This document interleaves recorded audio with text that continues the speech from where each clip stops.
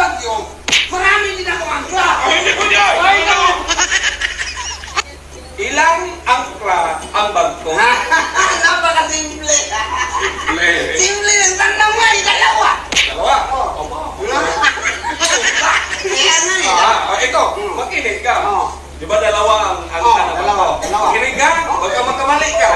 Hindi ako nakamali. Yun nga, tama yun, dalawang angkla. Ngayon, pumulakot kayo. Laki natin, ikaw yung kapitan. Ako yung kapitan. Okay, mukhang unggoy ka, pero kapitan na lang. Layo. Persperihan. Hindi. Ha? Hindi ko yan. Ang pugi-pugi ko. Mukhang unggoy. Pumulakot na yung barko. Ngayon, may bagyo. May bagyo. Sa lalim na parte kasi hindi pa nakadating man.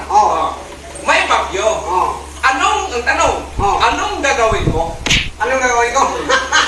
Yes. Napakasimpleng tanong.